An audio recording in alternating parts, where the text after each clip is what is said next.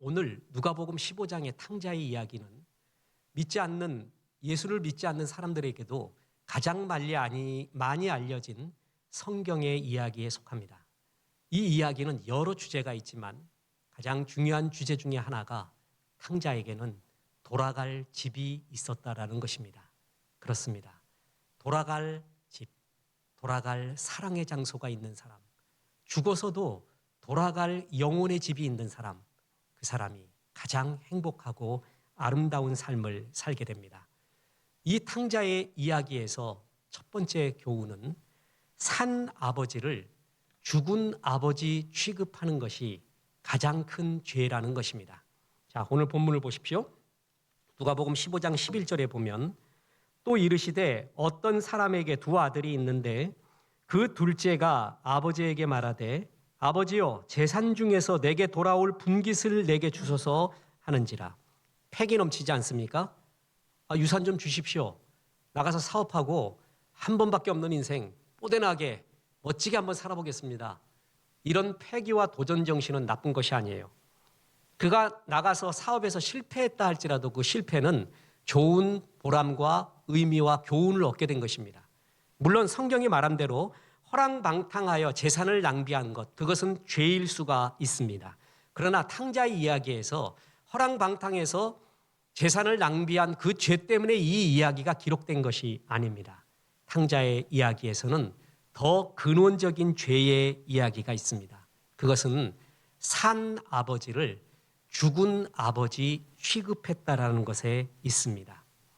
유대인들은요, 재산을 상속받으려면 아버지가 죽은 다음에 유산을 상속받을 수가 있습니다. 아버지는 멀쩡하게 살아 있습니다. 그런데 유산을 달라고 합니다. 그 얘기는 다른 말로 하면 뭐죠? 산 아버지를 죽은 아버지 취급한 것입니다. 하나님은 살아계십니다. 우리를 만드시고요. 우리에게 선하고 아름다운 계획과 비전이 있어서 이 땅에 보냈습니다. 그런데 사람이 그 하나님이 없는 것처럼 살아갑니다. 살아계신 하나님을 죽은 하나님, 없는 하나님처럼 살아가는 사람이 있고요. 더 적극적으로 하나님이 없다고 방송에 나와 책에서도 수없이 떠들어대고 사람 모아가면서 하나님은 없다고 적극적으로 거부하는 사람, 그런 사람이 있습니다. 이것이 가장 큰 죄라는 것입니다. 다시 말씀드립니다. 탕자는 산 아버지를 죽은 아버지처럼 여겼습니다. 이것이 탕자의 이야기에서 가장 큰 죄입니다. 우리가 가장 행복할 때 나를 만드시고 나를 이 땅에 보내신 하나님의 품속에 있을 때 가장 자유로운 것입니다. 그 하나님을 없는 것처럼 여기고 사는 것, 더 적극적으로 대적하고 사는 것, 성경은 이것을 죄라고 합니다. 보십시오. 요한복음 16장 9절입니다. 죄에 대하여라 함은 그들이 나를 믿지 아니하며. 성경에서 말하는 가장 근원적이고 중요한 원죄, 그것은 방향을 벗어난 것을 의미합니다. 우리는 하나님의 형상대로 지음받아서 하나님과 동행하며 살게끔 만들어졌습니다. 그런데 그 방향에서 벗어나 자기가 주인되고 내 속에 있는 욕망과 죄의 욕심대로 마음대로 살아가고 있는 그 상태, 그것을 성경이 말하는 가장 큰 죄라고 말합니다. 보십시오. 해적들이 있습니다. 나라에 반역을 하고 태평양 한가운데 큰 배에 해적들이 모여서 살고 있다고 쳐봅시다. 그들 가운데도 아름다운 우정이 있고 사랑이 있습니다. 그들 가운데 예술가가 있어서 시를 짓고 그림을 그릴 수도 있습니다. 그들 가운데 희생을 할 수도 있습니다. 그러나 해적일 뿐입니다. 돌아와야 됩니다. 반역의 자리에서 돌아와야 그 죄인의 굴레를 벗어나게 됩니다. 탕자의 이야기에서 두 번째 희망스러운 중요한 메시지가 있습니다. 그것은 돌아갈 집이 있는 사람은 행복하다라는 것입니다. 탕자가 집에 돌아왔습니다. 그랬더니 아버지의 사랑이 있습니다. 용서가 있습니다.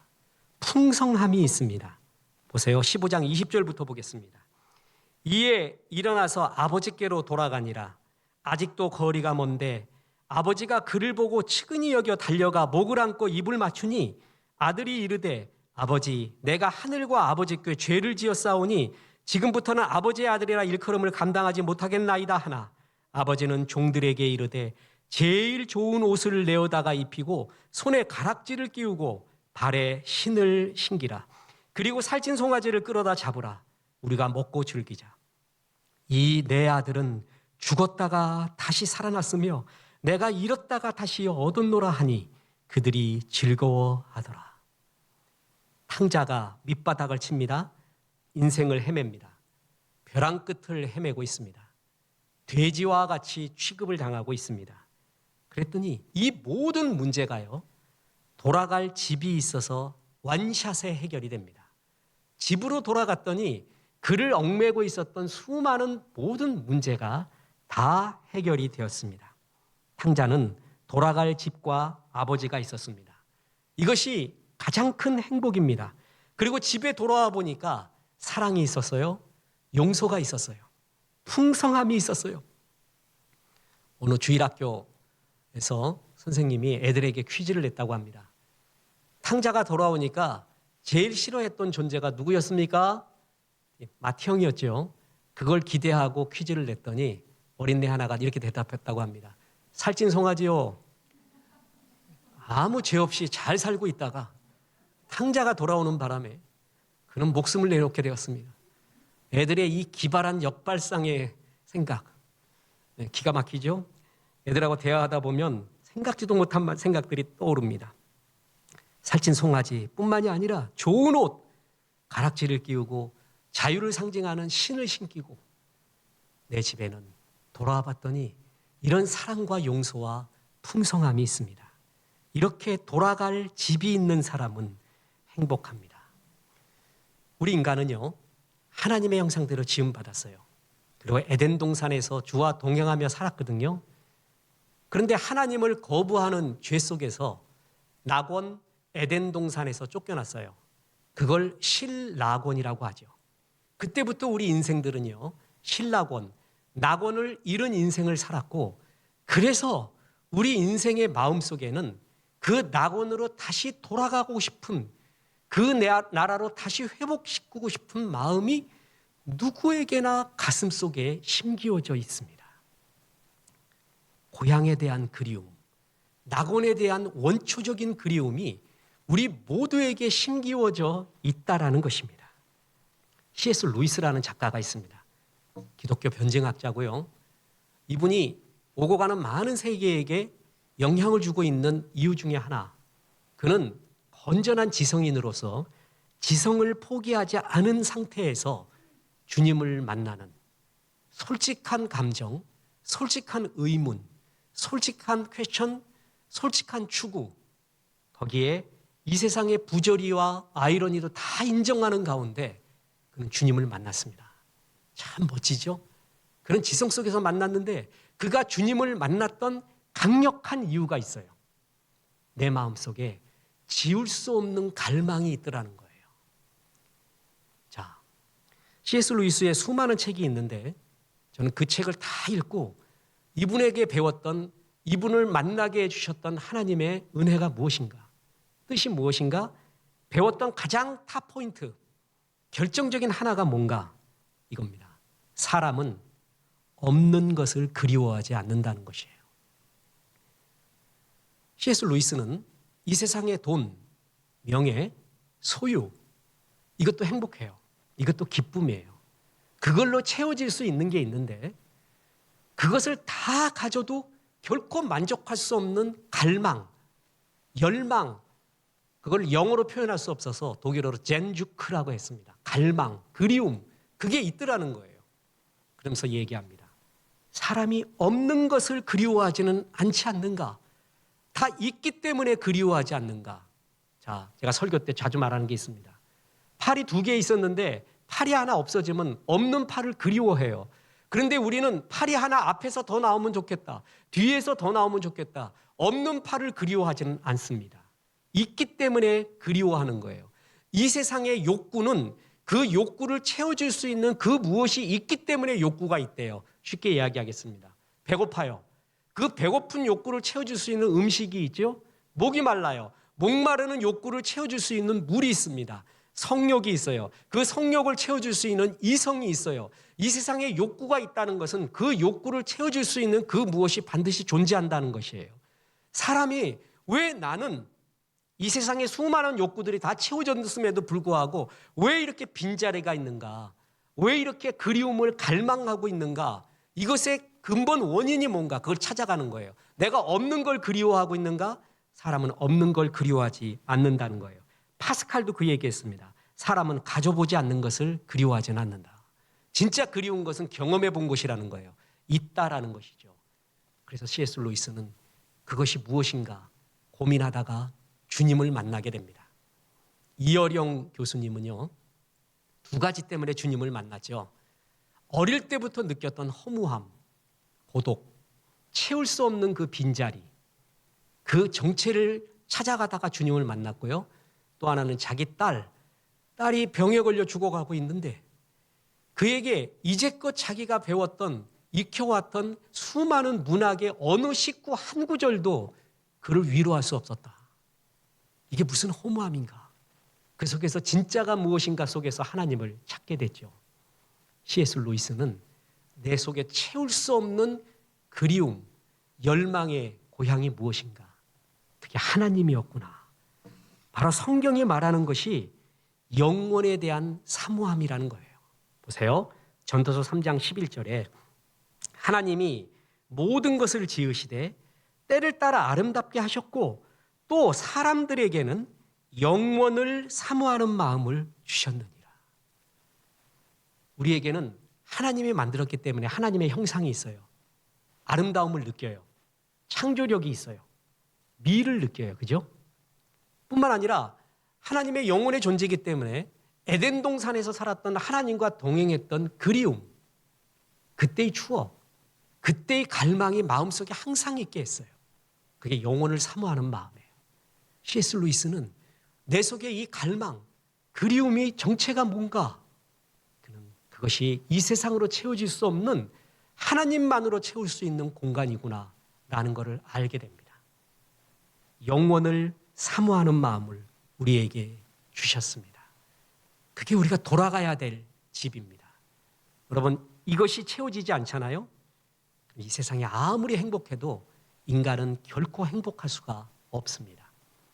인간, 휴먼이라는 이름은 라틴어 후무스에서 나왔습니다. 그 뜻은 흙이라는 뜻입니다. 또 인간이라는 헬라어는 안트로포스라고 합니다. 뜻은 위를 쳐다보는 존재예요. 인간은 두 가지의 의미 존재가 있습니다. 하나는 흙으로 만들어져서 흙으로 돌아간다는 거 하나. 그러나 흙만의 존재가 아니라는 거예요. 이게 무신론적 과학자들이 이야기하는 인간을 영혼이 없는 존재로 여기는 흙과 원자로 구성되어 있는 그것으로만 보는 철저한 한계죠. 우리는 흙으로 만들어져서 흙으로 가지만요. 우리는 위를 쳐다보는 존재, 영원의 존재, 영혼의 존재라는 것입니다. 이것이 우리들의 존재의 이유요, 사는 기쁨이에요. 들판에서 풀 뜯어먹던 소가 저녁 노을을 보면서 눈물 짓지 않습니다. 가을날 개가 밥을 먹다가 주변에 흩날리는 낙엽을 보면서 슬퍼하지도 않습니다. 소와 개는 그저 먹을 뿐입니다. 인생만이 낙엽을 보고 인생만이 노을을 보고 눈물을 짓습니다. 아름다움을 느낍니다. 돼지는 살아서도 행복하고요. 죽어서 목이 댕강해서 시장의 좌판 위에 올려 있어도 그냥 한없이 웃고 있습니다. 아무것도 아닙니다. 인간은 아무리 좋은 것을 주어도 등 따시고 배부르면 결코 그것만이 행복이 아니라 이 영혼이 채워졌을 때 행복하게끔 만들어졌습니다. 집으로 돌아가는, 영혼의 집으로 돌아가야지만이 행복한 존재. 그리고 그 집이 가장 편안하고 그 집에 갔을 때 가장 안전하고 가장 평화를 느끼는 존재로 우리는 만들어졌다는 것입니다. 탕자는 그걸 발견했습니다. 돌아갈 집이 있었다는 것, 그곳에 사랑과 용서와 풍성함이 있다는 것, 그처럼 행복한 사람은 없습니다. 시집 서점에 가보면요, 시집이 10권 놓여 있어요. 신작부터 많이 팔리는 베스트셀러까지. 그중에 3권에서 4권이 나태주 시인의 시입니다. 대단하죠? 그 나태주 시인의 시 중에 행복이라는 시가 있는데 거기에 이렇게 나옵니다. 저녁 때 돌아갈 집이 있다는 것, 힘들 때 마음속으로 생각할 사람이 있다는 것, 외로울 때 혼자서 부를 노래가 있다는 것. 이게 행복이래요. 그중에 첫 번째가 뭐예요? 저녁 때 돌아갈 집이 있다는 것. 이사가 말했습니다. 저녁 벗고사 집이 있는 사람은 이내 돌아간다. 아무리 아름다워도요. 집으로 다 돌아가게 돼 있어요. 여행이 아름다운 것은 돌아갈 집이 있기 때문에 그렇습니다. 아무도 안 믿겠지만 저는 이 몸을 가지고 대학교 때 제 몸집보다 더 무거웠던 것 같았던 텐트와 배낭을 짊어지고 지리산을 종주했습니다. 아무도 안 믿겠지만. 그래서 지리산 어느 곳에서 이제 텐트를 치고 잠을 자는데 다른 사람 텐트는 다 멀쩡한데 내 텐트만 날아가는 겁니다. 제대로 박지를 안 해갖고 텐트 날아가 버렸어요. 계곡으로. 어떻게 하면 좋겠습니까? 게다가 라면은 갖고 왔는데 버너를 안 갖고 와가지고 옆에 집에 그냥 구걸하면서 라면 끓여 먹고 굽신굽신하고 이 수모를 겪고 지리산을 탔습니다. 그래도 행복했습니다. 왜 그런지 아세요? 청춘이 있고 젊음의 열정이 있고 그보다 뭐예요? 돌아갈 집이 있었기 때문에 그렇습니다. 소풍이 아름답고 여행이 아름다운 것은 돌아갈 집이 있기 때문에 그렇습니다. 집이 없다면 아무리 아름다워도 아름답지 않습니다. 여행은 돌아오기 위해 떠난다는 말이 있습니다. 진짜 나를 발견하고 돌아오기 위해 떠나는 게 여행입니다. 그렇습니다. 이 세상도 돌아갈 집이 있는 사람은 행복합니다. 아무리 벚꽃이 아름다워도 저녁 되면은 집으로 돌아갑니다. 그런데 죽으면 돌아갈 집이 없는 사람, 이 세상에서는 집이 있는데 죽으면 돌아갈 집이 없는 사람, 이 사람은 가장 불행한 인생을 또한 살게 되는 것입니다. 우리가 잘 아는 천상병 시인, 그분의 소풍이라는 시, 대표적인 시 아닙니까? 나 하늘로 돌아가리라. 새벽빛 와 닿으면 쓰러지는 이슬 더불어 손에 손을 잡고 나 하늘로 돌아가리라. 노을빛 함께 단둘이서 기슭에서 놀다가 구름 손짓하면은 나 하늘로 돌아가리라. 아름다운 이 세상 소풍 끝나는 날 가서 아름다웠더라고 말하리라. 이 세상을 소풍이라고 해요.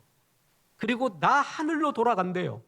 이 세상이 소풍의 즐거움이 있을 수 있는 것은 돌아갈 하늘이 있기 때문에 그렇습니다.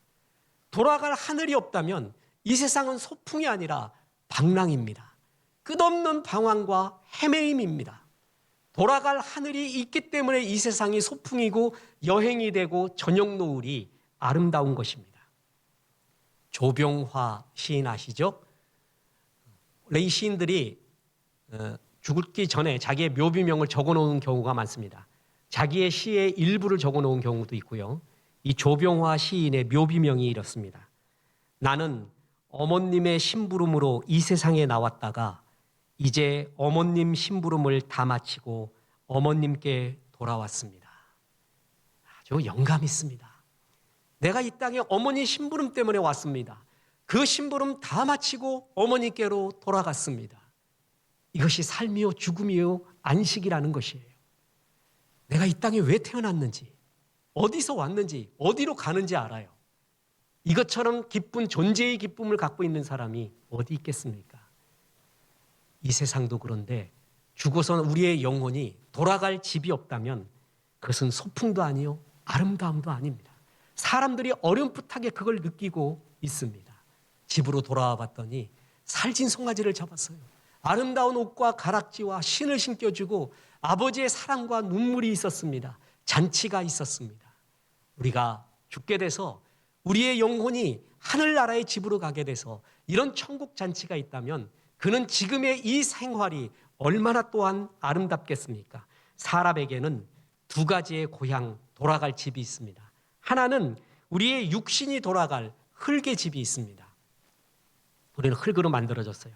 너는 흙이니 흙으로 돌아가라. 어쩔 수 없이 우리의 육신은 흙으로 돌아갑니다. 또 하나 있는데 우리에는 영혼의 존재입니다. 우리 영혼은 하늘나라가 고향입니다. 하나님 품이 고향이라 말입니다.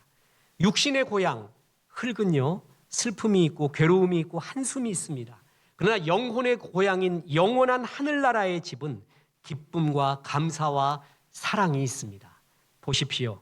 고린도후서 5장 1절에 보면 만일 땅에 있는 우리의 장막집이 무너지면 하나님께서 지으신 집, 곧 손으로 지은 것이 아니요 하늘에 있는 영원한 집이 우리에게 있는 줄 아느니라.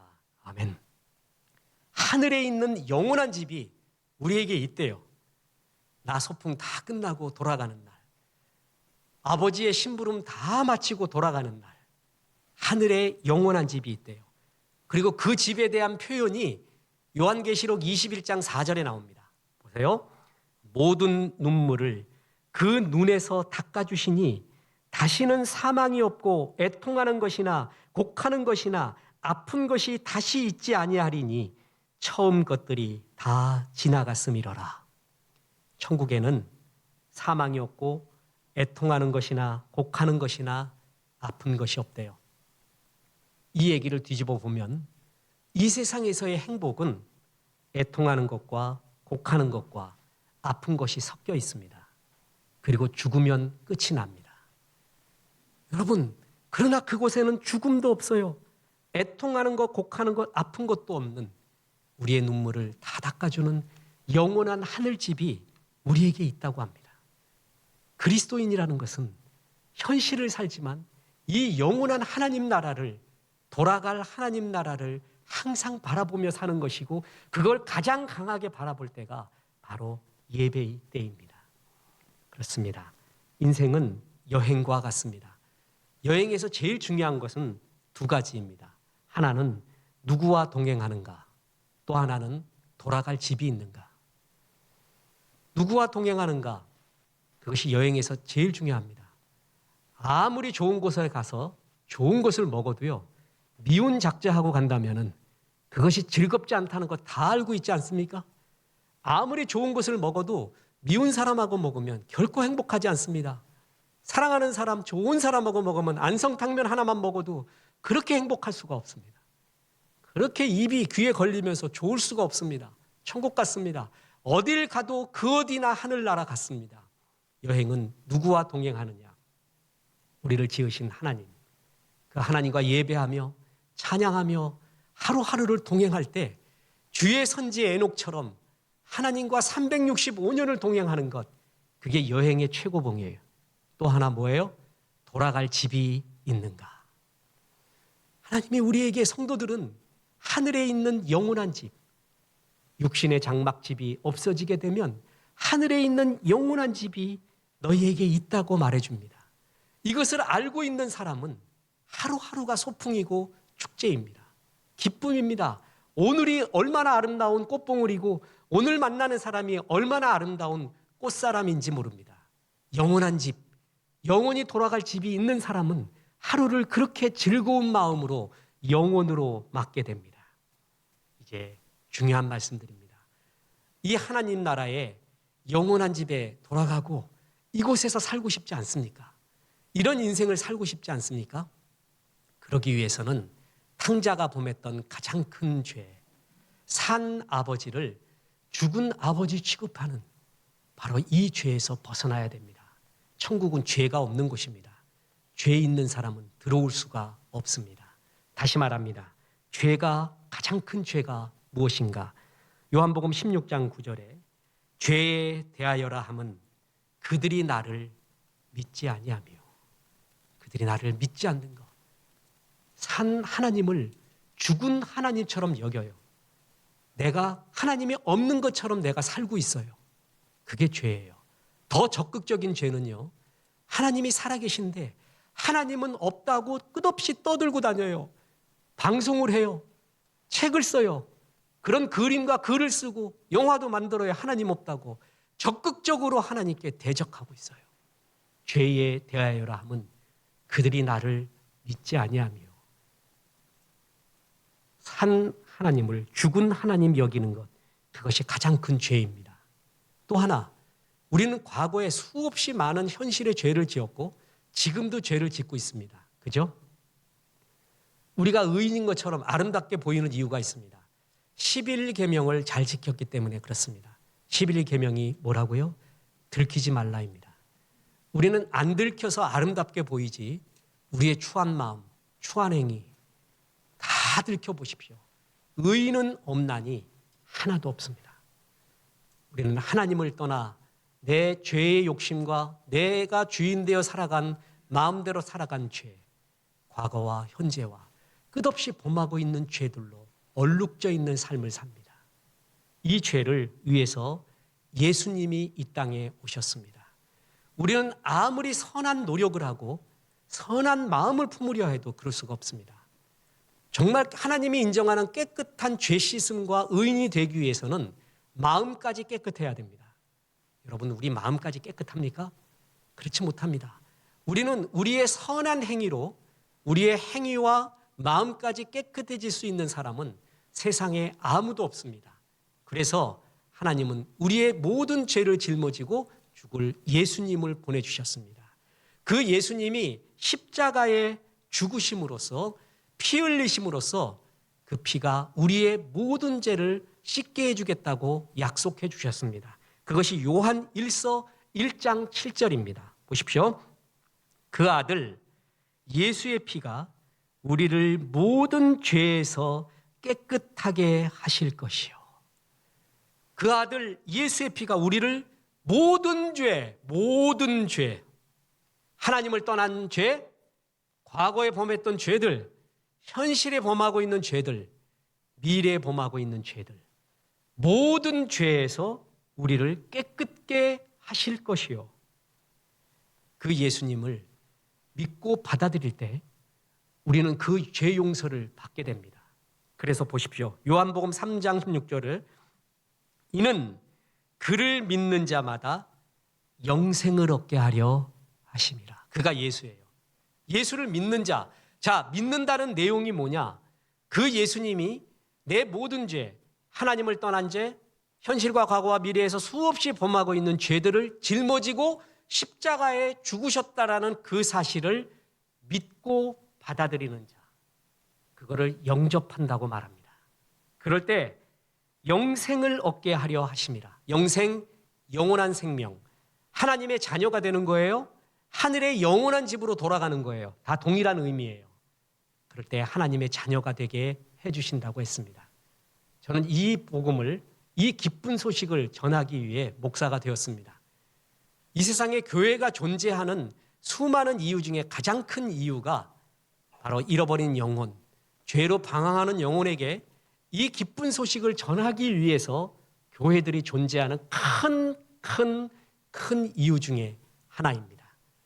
이 복음을 듣게 하기 위해서 하나님께서 여러분을 이 예배의 자리로 불러 모으셨고 또한 이 복음은 여러분 한 사람을 위해서 준비된 자리였습니다. 저는 중학교 2학년 말기에 저 한 사람을 위해서 하나님의 천국의 예배 잔치를 벌였다고 지금도 믿고 있는 사람입니다. 중2 말에 서울 정동교회에서 미국인 선교사 찬양팀과 더불어 그분이 복음을 전했습니다.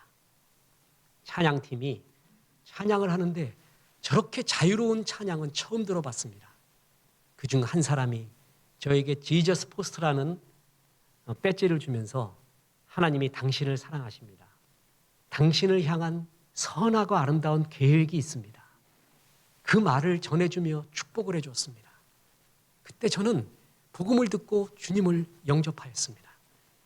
어린 나이에 얼마나 좋았던지 밤새도록 하나님을 아버지라고 불렀습니다. 그렇게 좋을 수가 없습니다.